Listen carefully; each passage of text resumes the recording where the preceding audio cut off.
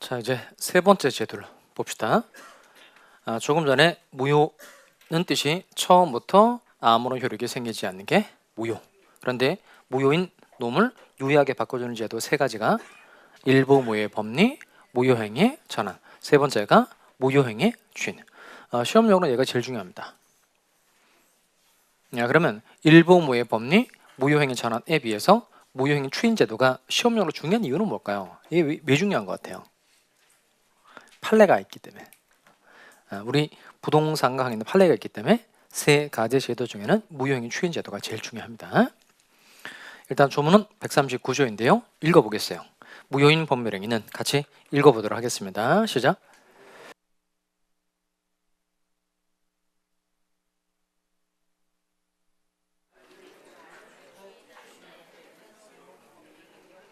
자, 먼저 무효인 법률행위는 추인하여도 추인 동그라미 할까요? 추인은 뜻이 뭐죠? 추인. 추후 인정입니다. 추후 인정. 그러니까 추후에 법률행위의 효력을 인정하는 거. 이걸 추인이라고 말합니다. 아직은 법률행위 효력이 생기지 않지만 추후에 법률행위 효력을 인정하는 걸 추인이라고 합니다. 공부하다가 이제 그 법률 용어가 나오면 딱 막혔어요. 그러면 요즘 사람들은 자동적으로 네이버 검색을 많이 하는데 법률 내용은 절대 검색을 하지 마시기 바랍니다. 그 법률 내용 다른 것들은 그 검색을 하면 좋은 정보가 많잖아요. 내가 궁금해하는 정보가 딱 떨어지는 경우가 많은데 법률적인 내용은 잘 없는 경우가 많아요. 잘 없는 경우. 그리고 그 찾느라고 시간 낭비하지 마시고 항상 법률적인 내용은 저한테 질문하시기 바랍니다. 그냥 질문 간단하게 하시면 돼요. 그냥 용어 같으면 추인이 뭐예요? 이렇게 끝입니다. 끝. 더 길게 쓸 필요도 없고 그냥 본인이 원하는 내용을 바로 쓰시면 됩니다. 좀 내용이 길다. 그럼 그걸 말로 하지 마시고 그냥 뭐만 첨부되죠? 사진만 첨부하시면 돼요. 사진만 찍어서 보내시면 됩니다. 거기다 뭐 그 캡처를 하면 이거 거기다 뭐 쓸 수 있잖아요. 뭐 간단하게 표시만 하면 됩니다. 이거 뭐 1, 2, 3, 4, 5인데 뭐 3번을 모른다. 3번 동그라미 하면 금방 제가 알아듣거든요. 대신 사진을 첨부해 주는데 본인 사진을 올리시면 안 돼요. 그 밴드에도 그 밴드 신청할 때 제가 뭐만 쓰면 된다 그랬죠? 본인 이름 그리고 비번만 맞추면 된다 그랬잖아요. 그렇게 하면 제가 바로 승인이 되거든요. 거기다가 뭐 본인 사진도 올리고 본인 골프 치는 사진을 왜 올리는지 모르겠어요. 그것도 올리고 본인 전화번호도 막 남겨놨더라고요. 그러면 승인이 되는 게 바로 차단이지. 바로 차단. 바로 거절. 본인 나이 그다음 뭐 종교 또 생년월일 쓰고 뭐 사는 지역도 쓰고 전화번호를 쓰고 뭐 썼더라고. 바로 거절이 바로 거절. 1초도 안 걸려 거절. 그 비밀번호 그 작년 걸로 하신 분은 다시 36개 강의를 다시 듣고 올려주시기 바래요. 왜냐면 이게 그런 사인이 있어요. 그 옛날 비밀번호를 더 이상 쓰지 않는 이유가 있는데 올해 걸로 꼭 다시 신청해 주시기 바랍니다. 그리고 다시 이제 용어 그다음 항상 질문이 생기면 학습 질문 올릴 것. 자, 그러면 다시 원래 들어갑시다. 무효인 법률행위는 추후에 효력을 인정하려고 해도 효력이 생기지 않는다. 이게 원칙입니다. 다만 써먹을 만한 건 단서입니다. 그러나 당사자가 그 무효임을 알고 추인한 때는 위주랄까요? 이건 해석을 좀 달아두시기 바랍니다. 추인한 때에다가 유효로 하겠다는 의사를 표시한 때 이렇게 한번 써봐요. 유효로 하겠다는 의사를 표시한 때.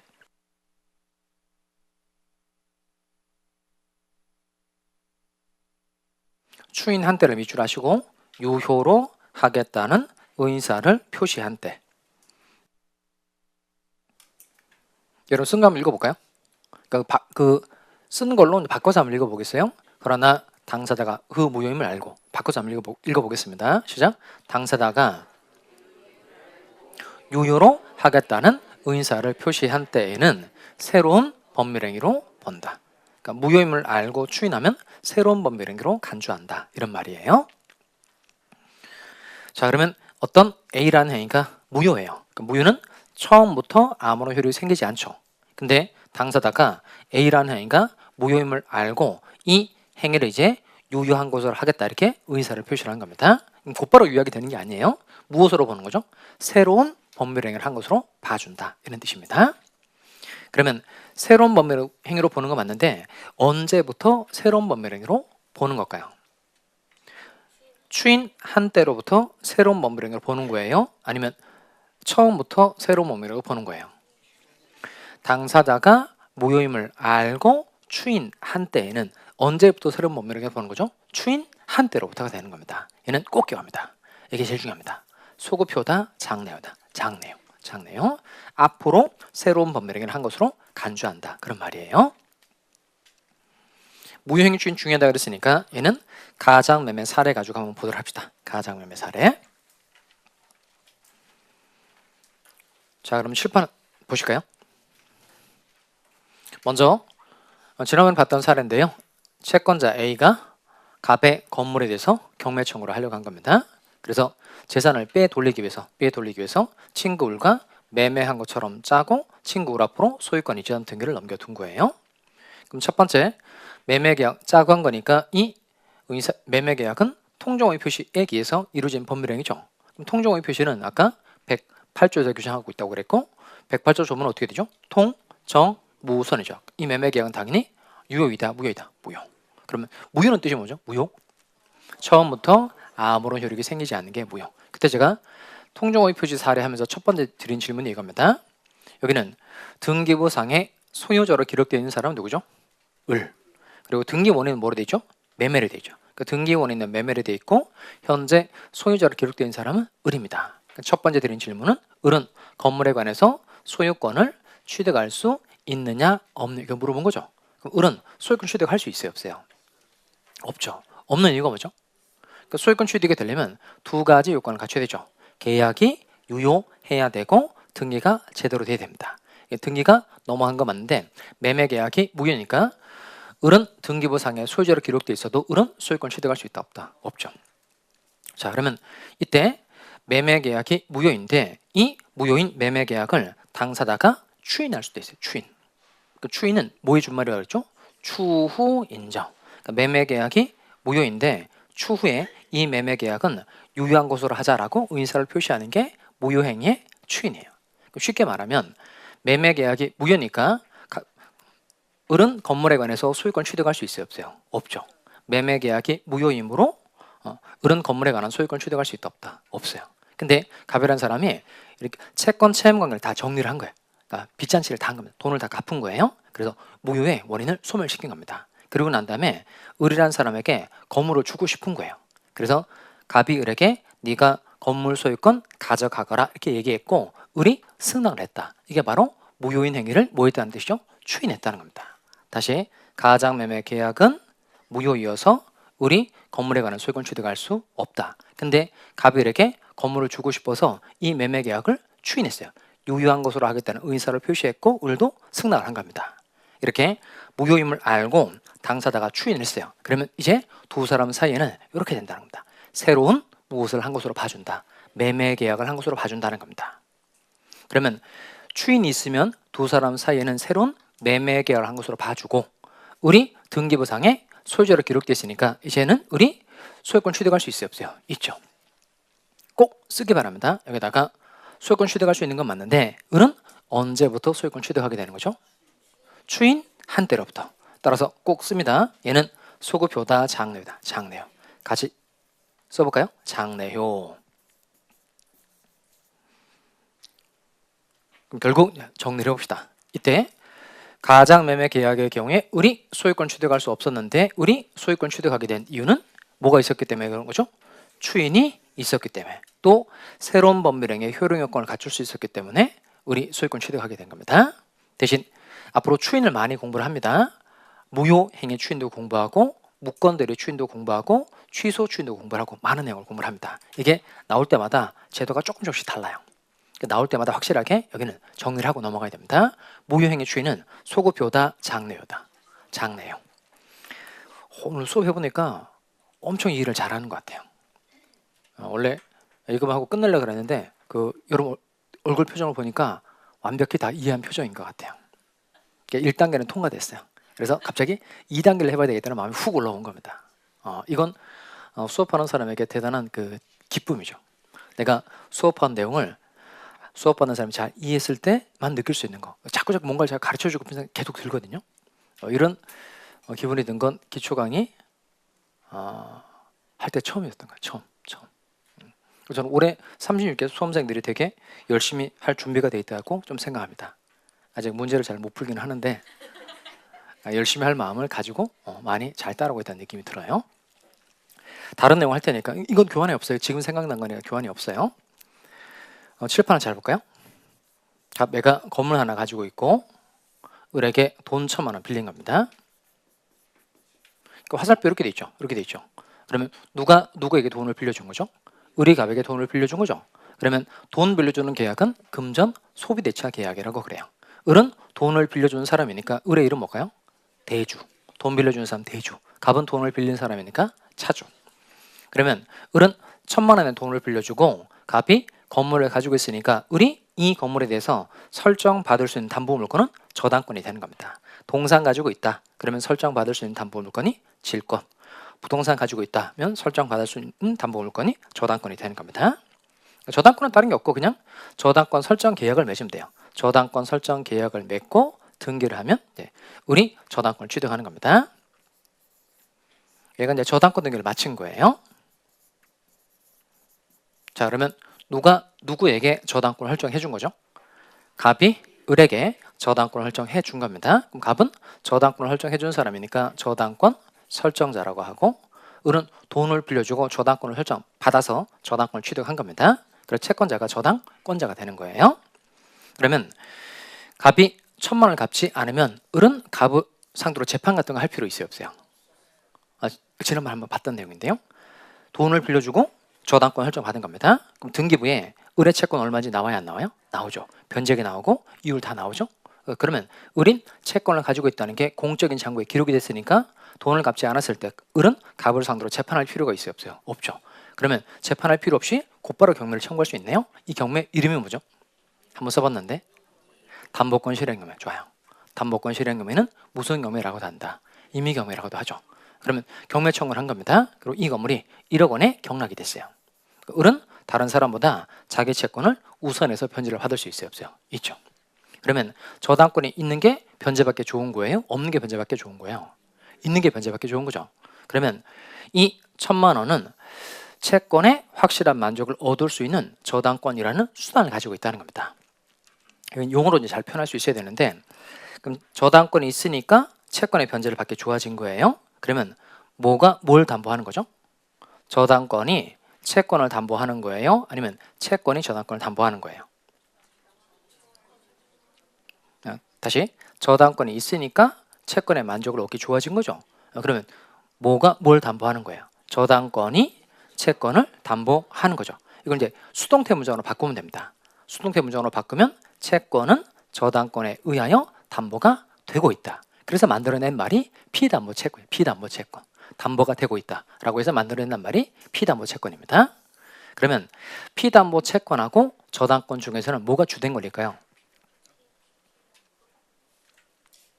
벌써 이제 머리가 아프게 된 거예요. 그러니까 돈을 빌려주고 채권이 있죠. 채권의 확실한 만족을 얻기 위해서 저당권을 가지고 있는 겁니다. 만약에 채권이 없었더라면 저당권도 존재할 필요 있어요, 없어요? 없죠. 결국 뭐가 있으니까 뭐가 있는 거예요? 채권이 있으니까 저당권이 있는 거죠.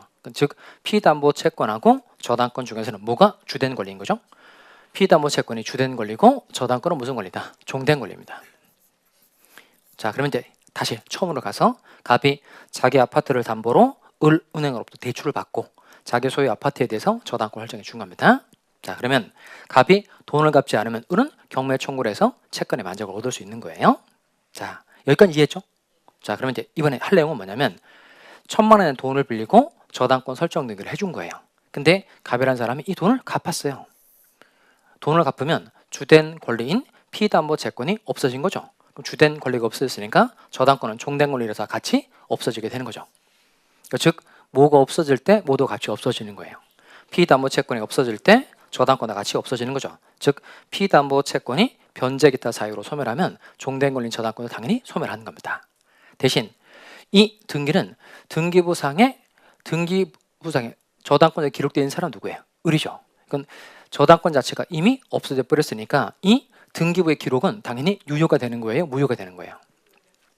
돈을 갚아버리면 저당권도 없어지니까 이 등기도 당연히 유효한 등기가 되는 거예요? 무효인 등기가 되는 거예요? 무효. 이거 이해할 수 있겠어요? 그러니까 1,000만 원을 빌려주고 채권의 확실한 만족을 얻기 위해서 저당권을 설정받았고 저당권이 있다는 걸 알려주려고 등기를 한 거예요. 근데 돈을 갚아버린 거예요. 그럼 저당권도 그냥 없어지는 거죠.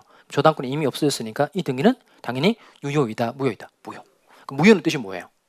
처음부터 아무런 효력이 생기지 않는 거. 자, 근데 갑이라는 사람이 을로부터 1,000만 원을 또 빌리게 된 거예요. 그럼 이때는 원래 어떻게 등기부 정리를 해야 될까요? 그럼 저당권이 소멸해 버려 이 등기는 당연히 유효이다, 무효이다, 무효. 그럼 이 등기 뭐 해야 될까요? 말소등기라고 다시 1,000만 원 빌려주고 저당권 설정을 새로 해서 을 앞으로 또 등기를 또 해줘야 되죠. 이게 원칙이죠. 근데 이렇게 하면 귀찮아요, 안 귀찮아요? 귀찮죠. 그러니까 갑이 을로부터 1,000만 원의 돈을 또 빌린 겁니다. 그러면 이때 무효인 이 등기를 다시 유효하게 또 써먹으면 새롭게 뭐 말소하고 등기할 필요가 있어요, 없어요? 없죠. 이걸 무효 등기의 유용이라 그래요. 무효 등기의 유용. 유자가 흐를 유자고 용자가 쓸 용자입니다. 다시 유효하게 써먹는 걸 무효 등기의 유용이라 그래요. 자, 그러면 무효인 등기를 다시 유효하게 써먹을 수 있어요, 없어요? 있어요. 대신 무효 등기의 유용은 무효행위 추인과 관계된 제도입니다. 원래 무효인 이 저당권 등기를 유효한 것으로 하겠다라고 의사를 표시했어요. 그럼 이 저당권 등기가 유효하게 되는 겁니다. 자, 문제. 그럼 밑에 이 저당권 등기는 소급해서 유효한 등기가 되는 거예요? 아니면 유용한 때부터 유효한 등기가 되는 거예요? 이게 시험입니다. 유용한 때부터. 왜 유용한 때부터일까요? 아, 그렇죠. 아까 무효 행위의 추인은 소급효다, 장래효다? 장래효. 장래효니까 소급하여 유효한 등기로 된다. 그러면 OX, X. 그러니까 얘는 꼭 기억을 해야 됩니다. 무효 행위 추인은 추인 한 때부터 새로운 법률행위로 보는 거예요. 그럼 무효 등기 유용도 유용하기로 한 때부터 유효한 등기가 되는 겁니다. 바로 문제를 맞춰볼까요? 자, 설명 다 이해했잖아요? 네, 다 이해하고 이 한 문장을 맞추면 돼요. 무효인 저당권 등기를 유용하기로 한 경우 이는 소급하여 유효한 등기로 전환될 수 있다. 그럼 OX, X. 전환될 수 있는 건 맞죠? 대신 어디가 틀린 거예요? 소급이 틀렸고 유용하기로 한 때부터. 그거만 기억하시면 되죠. 자, 무효행 추이는 다 설명드린 것 같아요. 하산하시면 되겠습니다. 자, 정리해 봅시다. 아까 제가 무효는 뜻이 뭐라고 그랬죠? 무효는 처음부터 아무런 효력이 생기지 않는 게 무효. 그리고 무효는 누가 주장할 수 있죠? 누구든지 주장할 수 있고, 무효는 주장 기간에 제한이 있다, 없다? 없죠. 근데 무효인 행위를 유효하게 바꿔주는 제도 세 가지가 있습니다. 첫 번째가 일부 무효의 법리, 두 번째 무효행위의 전환, 세 번째 무효행위의 추인. 이렇게. 자, 무효는 다 끝났고요. 이제 취소로 갑시다. 먼저 읽어보겠어요? 그럼 취소하면 제일 먼저 뭐 생각나야 돼요? 일응유효.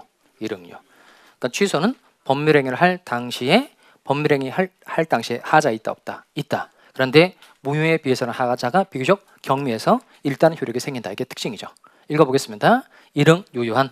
읽어보겠어요. 시작. 일응. 두 번째 갑시다. 취소는 누구만 주장할 수 있죠? 취소 건자만 주장할 수 있고, 취소는 주장 기간에 제한이 있다, 없다? 있다. 자, 그리고 이제 사유에다가 쓸까요? 여기도 암기. 취소도 사유를 꼭 외우고 있어야 돼요. 여기는 세 가지를 쓰면 되겠네요. 그러니까 법에서 가짓수 기억하는 거 전체 내용을 암기하는 데 도움됩니다. 첫 번째가 제한 능력이죠. 그러니까 제한 능력은 능력이 제한된다, 능력이 부족하다는 뜻입니다. 무슨 능력이 부족하다는 뜻일까요? 권리 능력이 부족하다, 의인사 능력이 부족하다. 행위 능력. 그러니까 행위 능력이 부족하다는 뜻이에요. 그럼 행위 능력이 모자라는 가장 대표적 경우로 어떤 사람 생각하면 돼요? 미성년자. 미성년자가 부모의 동의 없이 매매 계약을 체결했어요. 그럼 그 매매 계약은 뭐 할 수 있죠? 취소. 또 아까 봤던 착오죠. 착오에 관한 조문은 몇 조죠? 109조. 109조. 오늘 제가 이것만 3번 얘기하는 것 같아요. 착오 몇 조죠? 109조. 109조. 왜 109조일까요? 착오라서. 자, 조문 어떻게 되죠? 내, 중, 차, 중, 무선.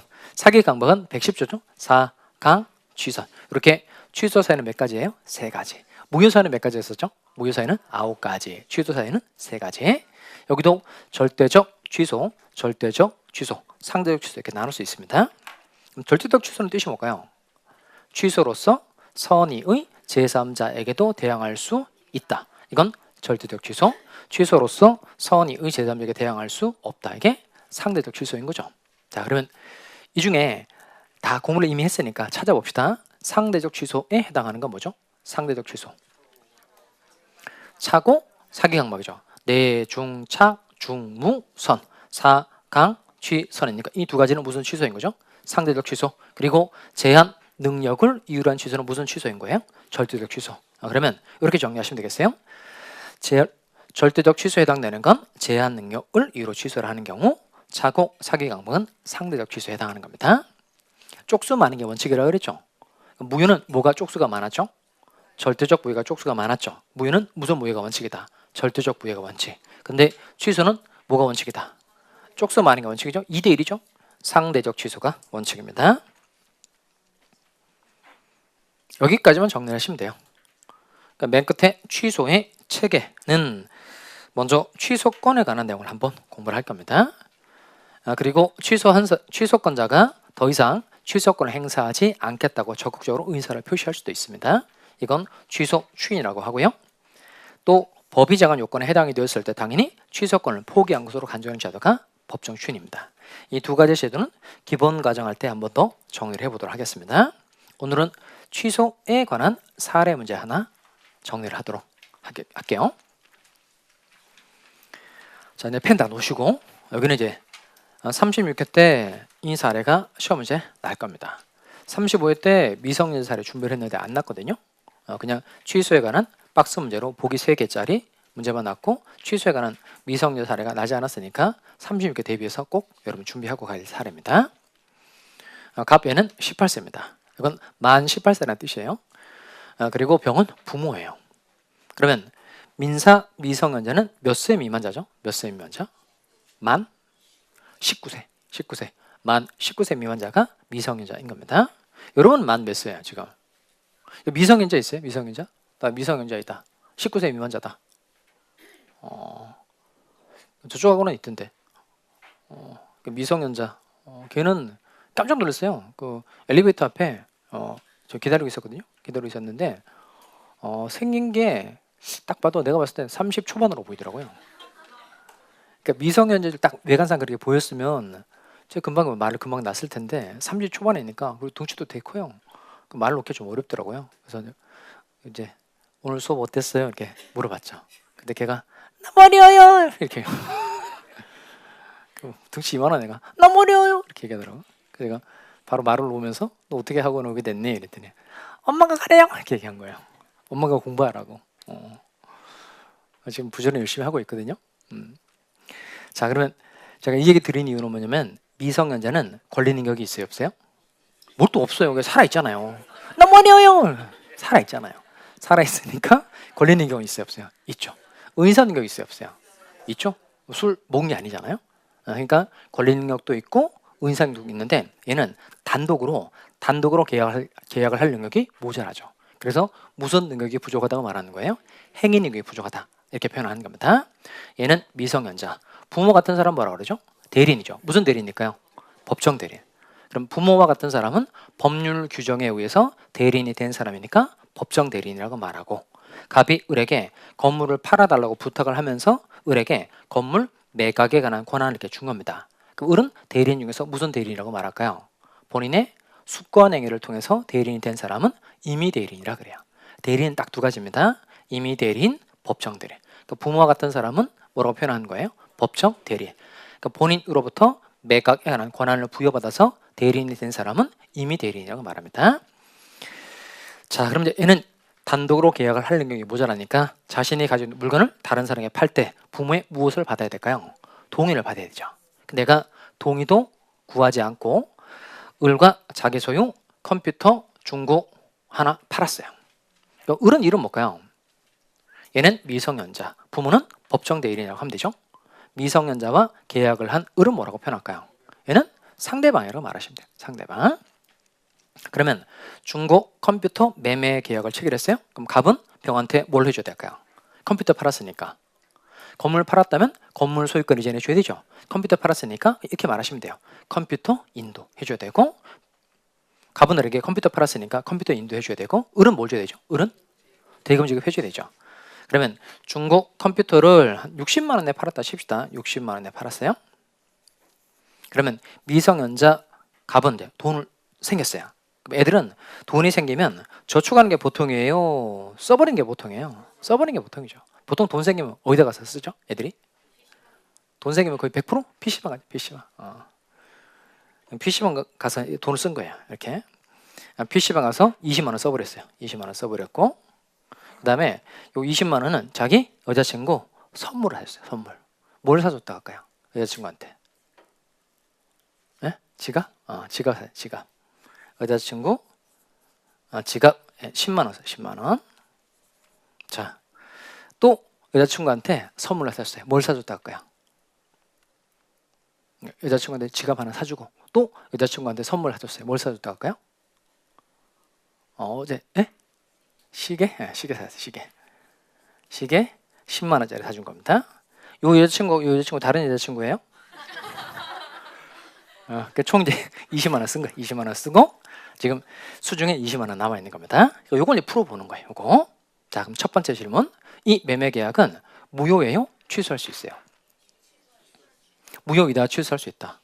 그러니까 조금 전에 무효 사유 9개, 취소 사유 3개. 여기는 제한 능력을 이유로 하는 경우니까 이 계약은 뭐 할 수 있죠? 취소할 수 있죠. 자, 그리고 무효는 누가 주장할 수 있죠? 누구든지. 근데 취소는 누구만 주장할 수 있다. 취소권자만 주장할 수 있고 취소권자 누군지 법 규정 만들었죠. 그래서 140조 조문을 만들었습니다. 자, 읽어보겠어요. 취소권자 누구죠? 제, 사, 강, 대, 승이죠. 앞 글자 따서 꼭 외우기 바랍니다. 제, 사, 강, 대, 승. 제는 뭐죠? 제한 능력자. 차고, 사기, 강박, 대리인, 승계. 전에 그 수강생분 중에 암기 코드를 하나 만들어 줬는데 괜찮더라고요. 그 우리나라의 그 절 중에 한 5천만 년 된 절이 있는데 여러분 아세요? 5천만 년 정도 된 절이 있는데 혹시 그 절 이름 뭔지 아세요? 그게 제착사라는 절이 있어요. 그게 강대승이라는 스님이거든요. 강대승. 이 스님만 취소할 수 있어요. 그러니까 좋더라고요. 제착사에 있는 강대승만 취소할 수 있다. 제착사에 있는 강대승만 취소할 수 있다. 이렇게 암기 코드로 외우는 것도 되고, 그다음 제차, 사, 강, 대승 이렇게 앞 글자로 외우는 것도 좋은데 어쨌든 둘 중 하나를 통해서 꼭 외우기 바랍니다. 제는 뭐예요? 제한 능력자, 차고, 사기, 강박, 대리인, 승계. 자, 그럼 해봅시다. 갑은 취소할 수 있어요, 없어요? 갑 취소할 수 있다, 없다? 당연히 되죠. 어디에 해당돼요? 제한 능력자. 근데 미성년자는 취소할 수 있는 건 맞는데 미성인인 상태에서 취소할 수 있는 거예요? 아니면 성년자가 돼야만 취소할 수 있는 거예요? 아니, 막 찍지 말고. 여긴 조금 주의하셔야 돼요. 그러니까 확 우러나들 찍으면 자꾸 틀리니까 제가 질문을 계속 드리는 겁니다. 미성년자인 상태에서 취소할 수 있느냐, 아니면 성년자가 돼야만 취소할 수 있느냐, 이거예요. 미성년인 상태에서 취소할 수 있죠. 왜 그럴까요? 여기가 능력자 이렇게 안 돼 있고 뭐로 돼 있죠? 제한 능력자. 그러니까 제한 능력자 이렇게 돼 있으니까 그냥 미성년인 상태에서 얼마든지 취소할 수 있어요. 두 번째 질문. 그럼 취소할 때 부모의 동의를 얻어야 돼요? 얻지 않아도 돼요? 부모의 동의 필요하다, 필요 없다? 필요 없죠. 그러니까 즉 결론적으로 정리하면 미성년인 상태에서 단독으로 취소할 수 있어요. 다시 미성년인 상태에서 단독으로 취소할 수 있다는 겁니다. 그리고 부모는 취소할 수 있어요. 병 할 수 있죠. 병은 어디에 해당돼요? 그 사람 대리인이죠. 대리인 중에서 무슨 대리인에 해당되죠? 법정 대리인에 해당되니까 갑하고 병은 취소할 수 있네요. 을은 취소할 수 있어요, 없어요? 을은 제, 차, 사, 강, 대, 승 그 어디에도 해당되지 않죠.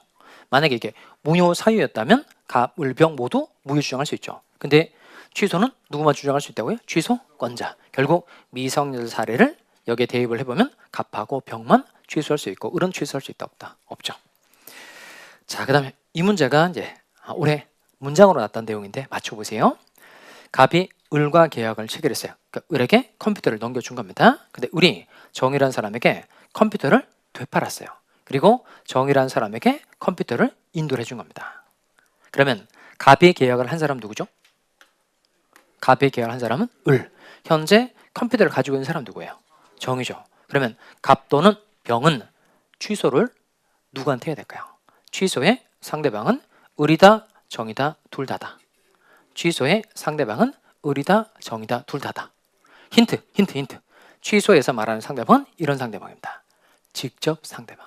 당해 취소할 수 있는 법률행위에 직접 상대방이 되는 겁니다. 그럼 갑은 누구랑 계약을 체결한 거죠? 을과 계약을 체결했으니까 현재 컴퓨터를 정이 가지고 있어도 정은 절대 취소의 상대방이 될 수 있어요? 없어요? 없어요. 취소의 상대방은 무슨 상대방이라고요? 직접 상대방. 따라서 상대방으로부터 물건을 인도받은 제3자에 대해서 취소의 의사표시를 해야 된다. 그러면 OX, X. 꼭 기억합시다. 취소의 상대방은 무슨 상대방이라고요? 직접 상대방. 그리고 이제 취소가 요식행위냐 불요식행위냐, 이거 그냥 간단하게 좀 처리합시다. 갑 또는 병은 취소할 수 있는 건 맞죠? 이때 취소하겠다는 내용 증명편 보낼 수 있어요? 없어요? 있죠. 서면으로 할 수도 있죠. 또 전화해서 취소하겠다고 말하는 것도 돼요? 안 돼요? 되죠. 그럼 취소는 취소권 행사할 때 별도로 특별한 방식이 필요해요? 필요 없어요? 필요 없죠. 따라서 취소는 요식행위다, 불요식행위다. 불요식행위, 특별한 방식을 요하지 않는 행위라는 겁니다. 여기는 땡땡 하시고 서면 플러스 구두를 쓸까요? 서면 플러스 구두. 서면으로 하는 것도 되고 구두로 하는 것도 상관없다 이거예요. 자, 여러분 남은 내용인데요. 갑이 부모 동의 없이 1월 1일 날 을과 매매 계약을 체결했어요. 그리고 3월 1일에 이 계약을 취소하겠다라고 의사를 표시한 겁니다.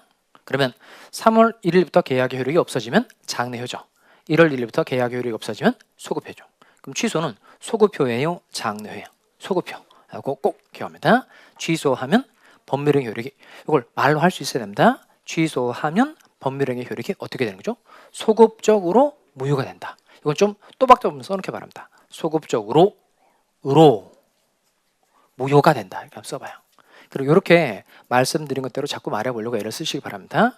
취소하면 법률행위 효력이 어떻게 됩니까? 물어보면 소급적으로 무효가 됩니다. 이렇게 말하시면 됩니다. 소급적으로 무효가 됩니다. 여기서 무효는 본래적 의미의 무효가 아니고 효력이 없어진다는 뜻이에요. 자, 그러면 다시 원래대로 와서 계약이 취소가 됐어요. 그러면 갑은 을에게 받은 돈을 돌려줘야 돼요? 돌려줄 필요 없어요? 돌려줘야 되죠. 그러니까 처음부터 계약이 효력 상실하게 된 거니까 매매 계약에 의해서 받은 돈을 돌려줘야 된다. 돌려줄 필요 없다. 돌려줘야 되죠. 돌려주는 반환 이름은 뭘까요? 부당이득 반환 의무. 또 계약이 취소가 됐으니까 을도 컴퓨터를 갑에게 돌려줘야 되죠. 이 돌려주는 반환 이름은 똑같아요. 무슨 반환? 부당이득 반환. 그럼 서로 계약관계에 기초해서 받은 걸 돌려줘야 됩니다. 다만 이제 제한 능력자를 보호해주기 위해서 만든 조문이 141조 단서입니다. 제한 능력자는 그 행위로 인하여 받은 이익이 현존의 한도에서만 상환할 책임이 있어요. 꼭 기억해둘까요? 제한 능력자는 무슨 한도에서 반환합니다. 현존이익 한도에서 반환합니다. 다시, 제한 능력자는 무슨 한도 내에서? 현존이익 한도 내에서. 이익이 남아있는 한도 내에서만 반환하면 된다 이거예요. 그럼 칠판 봅시다. 결국 시험장 가서 여러분이 문제를 맞추고 와야 될 건 결국 갑은 얼마의 돈을 돌려줘야 되냐, 그 금액을 맞추고 오는 게 시험 문제일 겁니다. 자, 그 마음속으로 잘 정하시기 바라요. 매매 대금을 받은 게 얼마죠? 60만 원. 20만 원은 PC방 가서 써버렸어요. 유흥비에 탕진에 써버렸고, 그 다음 20만 원은 여자친구 선물을 사주는데 써버렸어요. 그리고 지금 지갑에 20만 원 남아있는 겁니다. 자, 그러면 갑은 을에게 얼마의 돈을 돌려줘야 되느냐. 자, 그 마음속에 정하시고, 자, 그럼 한번 해봅시다. 나는 60만 원이라고 생각한다. 60만 원 흔들어볼까요? 내리고. 나는 40만 원이라고 생각한다. 내리고. 나는 20만 원이라고 생각한다. 나는 빵원이라고 생각한다. 자, 좋았어요. 지금 이제 손 드신 분들은 본인의 마음속에 정한 금액을 잘 기억하시기 바랍니다. 해설을 듣고 본인이 생각한 금액이 맞으면 데스크에 가서 그 돈을 다 가시면 되겠어요. 이제 봉투에 돈을 다 넣어놨단 말이에요. 그래서 맞춘 사람은 그 돈을 다 가시면 됩니다. 대신 잃으신 분이죠. 틀리신 분은 저한테 돈을 내셔야 됩니다. 여백에 계좌 가르쳐 드릴 테니까 입금하시기 바라요. 자, 한번 해봅시다. 첫 번째, 60만 원 받아서 유흥비에 탕진했죠. 20만 원 써버렸죠. 얘는 당연히 현존이익이 있어요? 없어요? 없죠. 현존이익이 없고, 그 다음에 지갑에 20만 원 가지고 있죠. 얘는 현존이익이 있어요, 없어요? 있죠. 자, 근데 항상 여기는 쉬워요. 여기는 쉬워요. 근데 문제는 이거예요. 그러면 여자친구 선물 사는데 20만 원 써버렸어요. 매매 대금 60만 원 받아서 20만 원을 빼서 여자친구 선물 사는데 확 써버린 거예요. 그럼 이건 현존이익이 있는 거예요, 없는 거예요? 현존이익이 있다, 없다? 얘는 있어요. 왜 있을까요? 물건으로 남아있기 때문에 그래요. 물건으로 남아있기 때문에. 매매 대금 중 20만 원 없어졌지만 물건으로 남아있기 때문에 현존이익이 있는 거예요. 또 이렇게 생각하시면 돼요. 원래 갑이 자기 여자친구한테 선물을 사주려면 자신이 원래 가지고 있던 돈에서 선물을 사는데 써야 되죠. 근데 매매 대금에서 20만 원 써버린 거니까 원래 써야 될 돈이 굳은 거예요. 그래서 이 매매 대금 중의 일부가 이렇게 남아있는 것으로 보는 거예요. 원래 써야 될 돈이 굳었으니까 이건 현존이익이 있다, 없다? 있어요. 결국 중요한 건 매매 대금을 받아서 물건 구입하는 데 쓴 돈, 치료비에 쓴 돈, 생활비에 쓴 돈은 다 현존이익이 있다, 없다? 있다는 거예요. 결국 총 현존이익은 얼마인 거예요? 40만 원이요. 그래서 갑은 얼마만 반환하면 돼요? 40만 원만 반환하면 됩니다. 40만 원만. 그럼 각각 반환을 해보면 누가 손해보는 거죠? 을이 손해보는 거예요. 을이. 그 을이 손해보는 건 어쩔 수 없어요. 왜냐하면 우리 법에서는 능력이 모자라는 제한 능력자를 훨씬 더 보호를 해주고 있기 때문에 상대방이 손해보는 건 그냥 어쩔 수 없는 일입니다. 제한 능력자를 보호를 해주다 보니까 상대방이 손해보는 건 어쩔 수 없다. 이게 기본 원칙입니다. 그럼 얘는 손해 안 보려면 어떻게 해야 돼요? 손해 안 보려면 계약을 할 때 미성년자인지 아닌지 일일이 확인해 봐야 되죠. 그러면 미성년자인지 아닌지 확인하는 방법은 뭐죠? 외관 가지고 알 수 있어요, 없어요? 없죠. 뭘 해봐야 돼요? 까봐, 이렇게 까봐. 민증 까봐 이렇게 되죠. 그래서 나이 확인해서 미성년자를 확인하고 계약을 체결해야 되는 겁니다. 실제 여러분 중개할 때도 가끔 이런 경우 생겨요. 가끔. 미성년자가 포함된 계약 가끔 할 때 있거든요. 아마 많지는 않은데 전체 중개 실무 중에 한두 건은 아마 그런 경우 겪을 거예요. 그때 꼭 잘 확인하시기 바랍니다. 그러면 미성년자인 줄 확인해야 되는데 확인하지 못한 불이익은 누가 입을 수밖에 없다. 상대방이 입을 수밖에 없다는 겁니다. 그 다음 마지막 문제를 해봅시다. 이거 조금 생각을 좀 요하는 문제인데요. 일단 취소는 주장 기간에 제한이 있어요, 없어요? 있어요. 먼저 추인할 수 있는 날로부터 3년 내에, 법률 행위를 한 날로부터 10년 내에 취소권을 행사해야 됩니다. 다시, 취소권은 추인할 수 있는 날로부터 3년 내에, 법률 행위를 한 날로부터 10년 내에 행사를 해야 돼요. 그럼 여기서 추인할 수 있는 날이라는 건 뭘까요? 취소의 원인이 소멸되는 걸 말합니다. 취소의 원인이 소멸되는 거. 즉 미성년자는 언제 취소의 원인이 소멸될까요? 성년자가 되면 취소의 원인이 소멸됩니다. 착오 일으킨 사람은 착오 상태에서 벗어나면 취소 원인이 소멸하는 거고, 사기당한 사람은 언제 취소 원인이 소멸되게 될까요? 사기당한 사실을 알면 취소의 원인이 소멸합니다. 강박당한 사람은 언제 취소의 원인이 소멸될까요? 강박 상태에서 벗어나면 취소의 원인이 소멸합니다. 미성년자의 경우에는 성년자가 되고 난 때로부터 3년 내에, 그 다음 매매 계약을 한 때로부터 10년 내에 취소권을 행사를 해야 돼요. 자, 그럼 질문 드리겠습니다. 18세 때 부모의 동의 없이 계약을 체결했고 현재 23세가 됐어요. 그러면 갑은 취소할 수 있을까요, 없을까요? 막 찍으면 안 되고 좀 생각을 하셔야 돼요. 18세 때 부모의 동의 없이 계약을 체결한 후 현재 23세가 된 겁니다. 그러면 갑은 취소할 수 있을까요, 없을까요? 만약에 지금 19세라고 쳐봐요. 19세. 그러면 19세라고 쳐봐요. 그럼 아직 성년자가 되고 3년 지났어요, 안 지났어요? 안 지났죠. 또 매매 계약을 한 때부터 10년 안 지났잖아요. 그러니까 3년도 안 지나고 10년도 안 지나면 당연히 취소할 수 있다, 없다? 있죠. 자, 근데 여긴 잘 볼까요? 18세 때 부모 동의 없이 계약을 체결했어요. 그러면 언제 취소의 원인이 소멸되는 거죠? 19세가 되면. 아까 미성년자가 만 19세 미만자니까 19세가 되면 이제 성년자가 되죠. 그럼 19세가 된 때로부터 몇 년 내에 취소를 해줘야 돼요? 3년. 그럼 몇 살까지 할 수 있는 거예요? 19세가 됐을 때 더하기 3을 하면 되죠. 손으로 꼽으면 20, 21, 22. 그러니까 22세까지만 취소할 수 있죠. 근데 23세가 됐으니까 3년은 지났다, 안 지났다? 지났죠. 3년 이미 지났어요.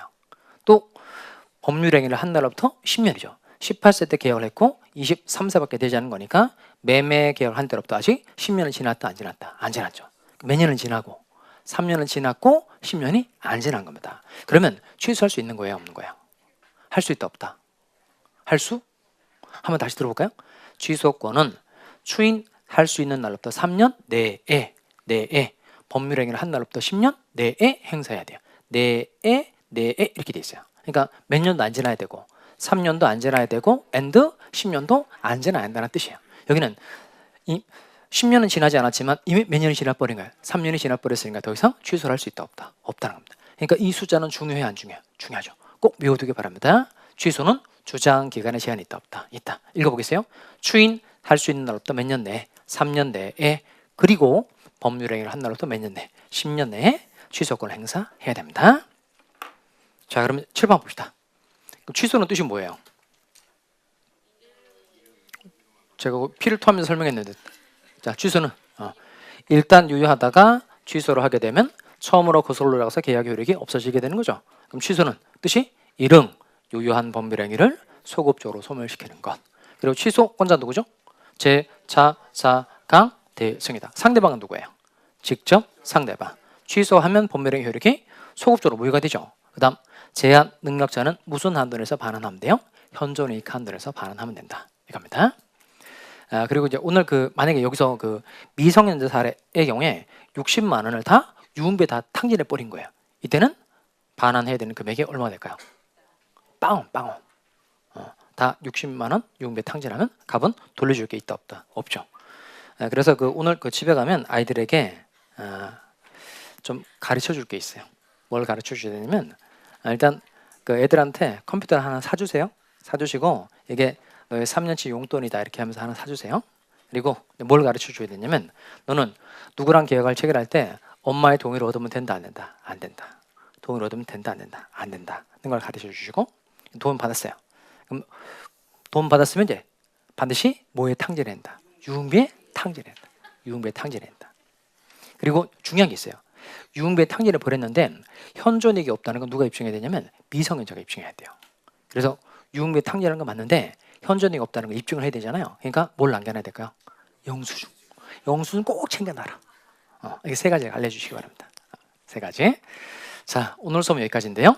자, 이제 펜 놓고 오늘 배운 내용 한번 얼만큼 집중해서 수업을 받았는지 핵심 요약 정리 한번 해보겠습니다.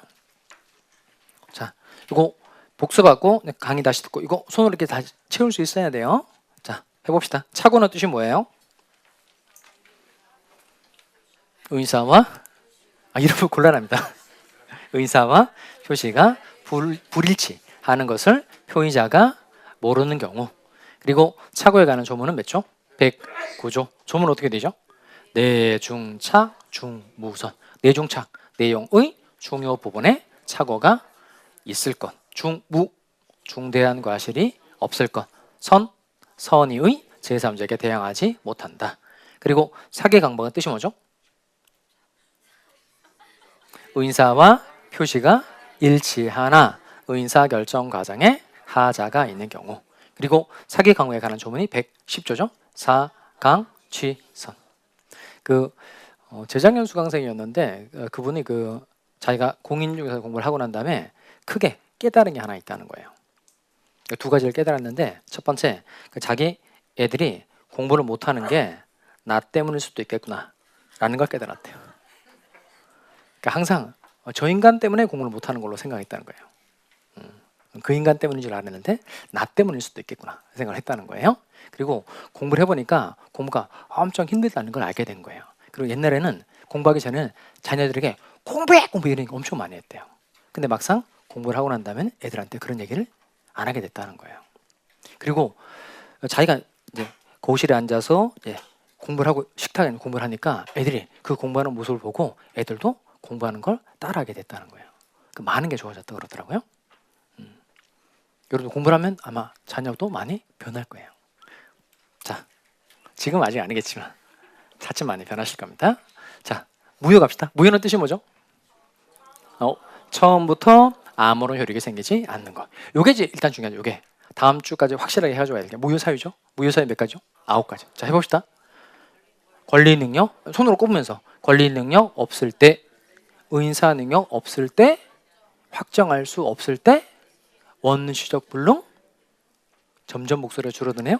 강행복주 위반, 반사회적 법률행위, 비유, 무선, 통, 정, 무선. 이게 총 몇 개? 9개. 이렇게.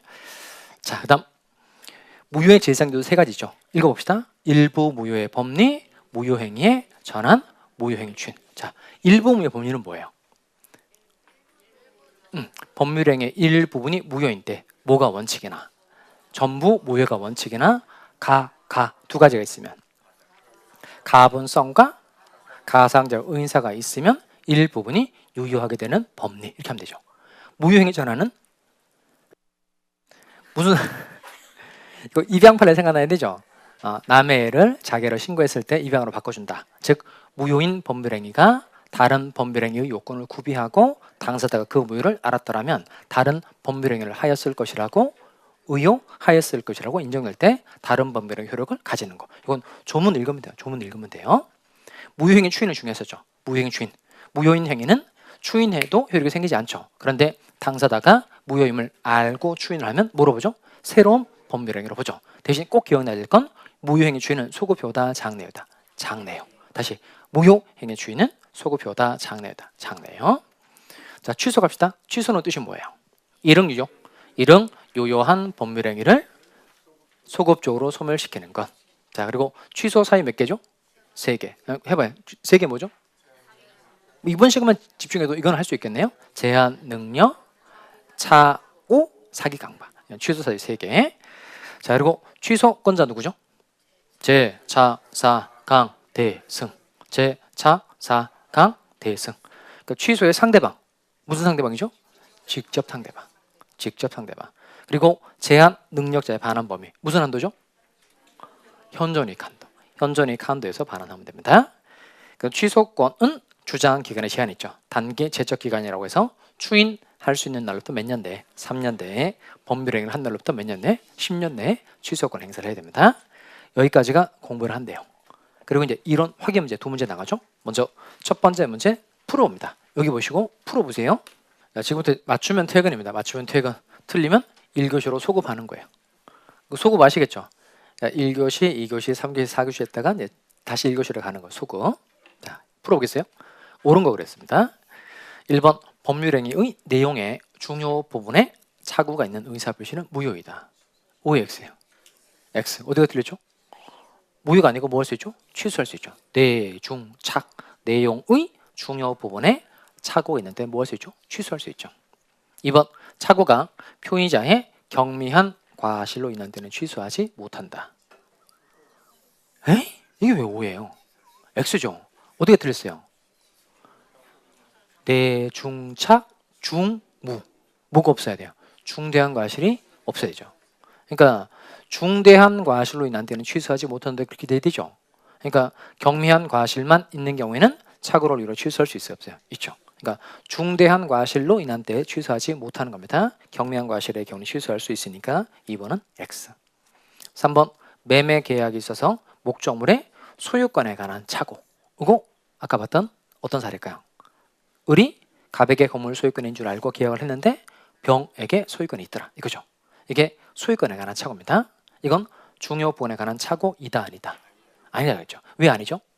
소유권을 취득해서 넘겨주면 넘겨준 것대로 쓰면 되고 넘겨주지 못했을 때 매수인이 매도인에게 무슨 책임 물을 수 있다 그랬죠? 담보 책임 물을 수 있다 그랬으니까 충분히 매수인이 다 보호가 된다는 겁니다. 따라서 굳이 계약을 취소할 필요 있다 없다? 없죠. 이걸 두고 소유권에 관한 착오는 중요 부분이다 아니다? 아니다.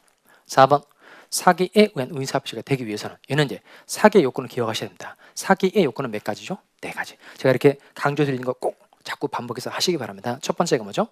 고의가 있을 것. 두 번째, 그러니까 문제 풀 때 생각이 나지 않으면 자꾸 말리거든요. 기망행위가 있을 것. 세 번째, 기망행위가 위법할 것. 네 번째, 인과항해가 있을 것. 그러면 반드시 사기친 사람에게, 사기자에게 고의가 있어야 한다, 없어야 한다? 있어야 되죠. 4번이 답이죠. 5번 사기나 강박에 의한 의사표시는 무효이나 무효로서 사원이 의제자에게 대항하지 못한 틀렸죠. 4, 강, 취소는 이건 취소할 수 있는 경우입니다. 얘는 그래도 비교적 쉬웠고요. 6번 문제 풀어봅니다. 자, 답 고르셨어요? 그 시험장 가면 이 정도의 난이도가 시험 문제입니다. 5번 문제보다는 훨씬 더 어렵죠. 풀다가 자꾸 이렇게 하시는 분 많던데 해보겠어요? 그러니까 이게 뿌옇게 알면 답이 잘 안 보이죠. 그래서 뭘 알아도 확실하게 알고 가셔야 되는 겁니다. 그러니까 항상 이론 강의만 듣고 기분이 좋은 게 나은 거예요. 항상 문제를 풀어서 확인해야 되는 거예요. 문제를 풀어서. 저는 항상 그렇게 생각합니다. 그러니까 배웠으면 반드시 꼭 문제를 풀어야 돼요. 배웠으면 문제를 풀어서 이게 맞는지 틀린지 해봐야 되는 겁니다. 1번 법률행위 일부분이 무효인 때에도 나머지 부분은 무효가 되지 않는 것이 원칙이다. 아까 일부분이 무효면 뭐가 원칙이죠? 전부 무효가 원칙. 전부 무효가 원칙. 근데 나머지 부분은 무효가 되지 않는 것이 원칙이다 라고 되어 있으니까 OX, X 틀렸고, 무효인 법률행위가 다른 법률행위의 요건을 구비한 경우 다른 법률행위로 효력을 가지는 것. 얘는 어떤 제도에 관한 설명이죠? 무효행위의 전환에 관한 설명인 거죠.